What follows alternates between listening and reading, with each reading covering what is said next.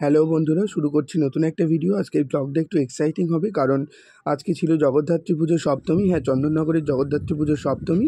তো সেই সঙ্গে ছিল আমার আর শীর্ষকের একটা সেলিব্রেশন। তো কী সেলিব্রেশন তোমরা সেটা দেখতে পাবে ভিডিওতে। এই যে আমি, নেহা আর অর্ক দিয়ারাতে বসে তারপর শেরাফুলিতে নেমে ওখান থেকে চলে গেছিলাম ভদ্রেশ্বর, কারণ শীর্ষকের বাড়ি হচ্ছে ভদ্রেশ্বর। তো ওখান থেকে আমরা স্টেশনে ট্রেন চেপে একদম ভদ্রেশ্বর গিয়ে দেখা হচ্ছে তোমাদের সাথে। তো ওখানে নামার পর কিন্তু মাধুরী, সায়নী, বর্ষা ওরা ওই একই ট্রেনে ছিল, ওদের যেহেতু দূরের দিকে বাড়ি। তো এই যে ট্রেন থেকে নামার পর মাধুরী অনেকগুলো ব্যাগ নিয়ে এসেছিল অ্যাজ ইউজুয়াল। এদিকে মাধু, অর্ক, এই যে আমাদের পুরো গ্যাং। এরপর আমরা শীর্ষকদের বাড়ির রাস্তায় যেতে যেতেই একদম স্টেশনের গায়েই একটা ঠাকুর আমরা ওখানে দেখতে পাই। তারপর ওখান থেকে বেরিয়ে ভদ্রেশ্বর 15 পল্লীর প্যান্ডেলটাও যেমন খুব সুন্দর করেছিল, ঠাকুরটাও ছিল খুব সুন্দর। আমাদের মেন মোটিভ ছিল জগদ্ধাত্রী পুজোয় চন্দননগরে ঠাকুর দেখতে যাওয়া। শীর্ষকের বাড়ি যেহেতু ভদ্রেশ্বর, তো সেখান থেকে আমরা ওখানে কয়েকটা ঠাকুর দেখি। ভদ্রেশ্বরের বিখ্যাত তেঁতুলতলার মায়ের ছবি তোমরা দেখতে পাবে ভিডিওতে। তো সেই সব দেখার জন্যই অ্যাকচুয়ালি যাওয়া, এবং সেই সঙ্গে ছিল আমার শীর্ষকের বার্থডে সেলিব্রেশন। তো এই যে বাড়িতে ঢুকেই প্রথমেই সেজু জেঠিমার সাথে দেখা হয়ে গেল। ওই যে সেজু জেঠিমা বেরোচ্ছে ওখান থেকে। তারপরে আমরা সোজা ঢুকে গেলাম শীর্ষকের ঘরে। ওখান থেকে ওই যে ওখানেও শীর্ষকের মা অর্থাৎ আমাদের জেঠিমা, তুলতুল জেঠিমা, সেও কিন্তু আমাদের সাথে দেখা হয়েছে। আমাদের উপরে প্রথমেই রাগ করেছে, বলতেছে কটা বাজে। তারপর যেটা হয়, ক্যামেরা দেখলেই একটা মায়েদের শাইনেস কাজ করে। এই যে আমরা চলে এসেছি তারপর শীর্ষকের কাছে, এই যে মহারতী যার। তারপরে আমরা যেতেই একটা খাবার দাবার, যে টিফিন বা ব্রেকফাস্ট যেটাকে বলা যায়, সেটা ওর আগে থেকেই হুকুম ছিল যে কোনো রকম যেন কোনো খাবার না খেয়ে আসা হয়। তো লুচি, ঘুগনি, মিষ্টি দিয়ে আমরা ব্রেকফাস্ট করি।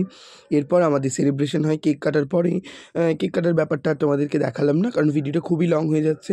তো আমাদের গিফটের দেওয়ার পালা চলছিল।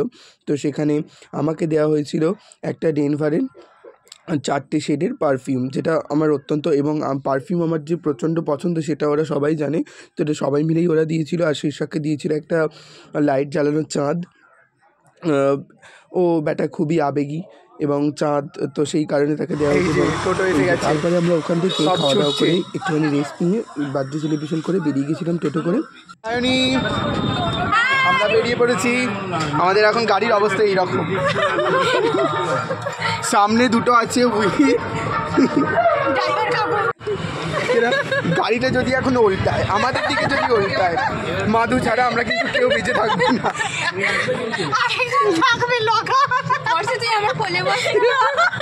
এই গরু আর আমরা একসাথে যাব এইরকম রাক্ষসীর মতো। মাধুরী, সায়নী ওরা হাসবে না, এটা হতেই পারে না, এটা ওদের অন্যতম বৈশিষ্ট্য। সঙ্গে বর্ষাও ছিল। তো তারপরে গৌরহাটি তেঁতুলতলা ঠাকুরটা দেখতে, তো তোমাদের সাথে ঠাকুরটা নিয়ে দেখাই, তারপরে দেখা হচ্ছে। হাই বর্ষা, পিছনে আরও আছে। এটা হচ্ছে ভদ্রেশ্বর তেঁতুলতলার গৌরহাটির মা, যাকে আমরা বুড়িমা বা সেজমা বলেও জেনে থাকি। কারণ চন্দননগরে জগদ্ধাত্রী পুজো হওয়ার অন্যতম হচ্ছে এইটি তার দ্বিতীয় পুজো, যেটা প্রথম রাজা ইন্দ্রনারায়ণ করেন। এটাই ছিল আরও সব ঠাকুর দেখবো বলে দ্বিতীয় পুজো। এখন লাঞ্চের আগে, লাঞ্চের পরে এবার আমরা যাব চন্দননগরের দিকে। তো আমরা ওই গৌরহাটি তেঁতুলতলার মাকে দেখার পরেই আশেপাশে কয়েকটা খুব ভালো ভালো প্যান্ডেল এবং ঠাকুর হয়, তো সেখানেও আমরা চলে গিয়েছিলাম। এই যেমন এই প্যান্ডেলটা খুব সুন্দর দেখতে লাগছিল, বিভিন্ন রকম বাঁশের কাঠি দিয়ে কাজ করা ছিল ঝাড়গুলো, এবং বিশেষ করে সিলিংটা খুব সুন্দর লাগছিল। আর ওই যে বিশেষ করে যার আকর্ষণে আসা মায়ের জগদ্ধাত্রী রূপ, তার রূপ দেখে সত্যিই মনে হয় যেন সে জগদ্ধাত্রী। এরপর তারপর আমরা ছবি সেশনে চলে গেছিলাম। আমি গিয়ে একটু মজা করছিলাম, আমি গিয়ে বসে পড়েছিলাম বর্ষার কোলে। এই যে ফটোশ্যুট চলছে, এখন ফটো সেশন চলছে। এই যে আরেকজন ব্লগার, এর একটু বেশি রিচ চ্যানেলে, আমার এখনো 100 হয়নি, এই 500 ক্যান্ডিডেট। এই আবার দিল,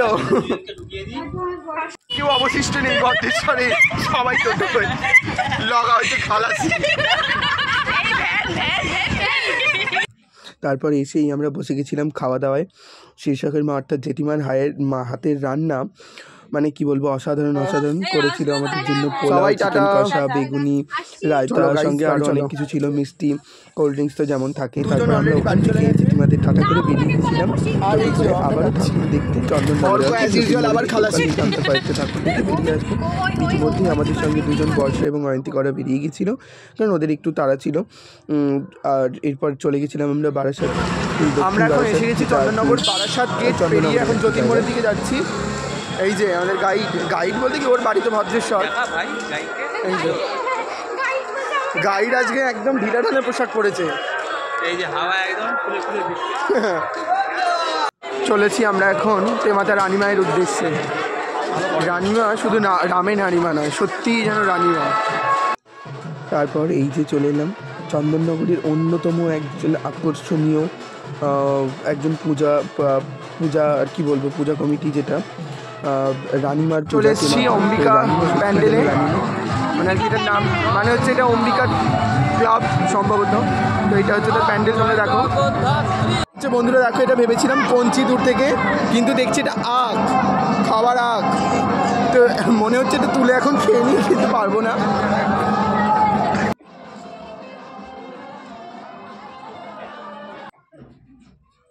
এই যে আমরা ওখানে কথা বলছিলাম যে এটা নভেম্বর মাস নাকি মে জুন মাস, মানে এতটাই গরম হচ্ছিল। তো তারপর ওখান থেকে আমরা চলে গেছিলাম মানকুণ্ডু সার্কাস মাঠে। এখানেও প্রত্যেক বছর খুব সুন্দর প্যান্ডেল করে, এখানেও যেমন করেছে। তারপর মায়ের মুখটাও এখানে একরকম ধাঁচ থাকে, তো অন্যবারে জরির গয়না করা হয়। প্রেয়ার ফর আস, আমরা উপরে উঠছি, নামতে পারবো কি জানি না, একেবারে সোজা উপরে।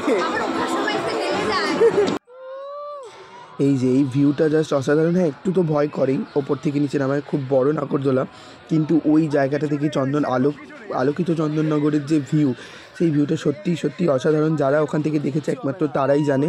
তো আমি একটুখানি রেকর্ড করে নিলাম দুঃসাহসিকভাবে, চেষ্টা করে যাতে একটু তোমাদেরকে দেখাতে পারি। একটু ক্যাট তো মারতেই হয়, যাই হোক। এরপর ওখান থেকে চলে গেছিলাম আরও কয়েকটা ঠাকুর দেখতে, সেখানে খুব সুন্দর। তারপরে আমি ওদেরকে বাইরে করে দিয়ে আমি তাড়াতাড়ি চলে গেলাম। আমাদের বাড়ির কাছে খুব রিসেন্ট একটা খুব বাজে ইনসিডেন্ট ঘটেছে, সেই কারণে আমি তাড়াতাড়ি বাড়ি ফিরে পড়লাম। তো এরপর ওখান থেকে ট্রেন ধরে দেখো মানকুণ্ডু স্টেশনের ভিড়টা দেখো, তখন বাজে 7:30 বা 8টা ট্রেন। সেই সময় থেকে ভিড়টা জমছে, একটা ব্যান্ডেল লোকাল এসে দাঁড়ালো, তো এই ভিড়। তারপরে আমি শেরফালি থেকে ট্রেন চেঞ্জ করে সিঙ্গুর লোকাল ধরে চলে আসি দিয়ারা থেকে নেমে সোজা আমার বাড়ির গন্তব্যের দিকে।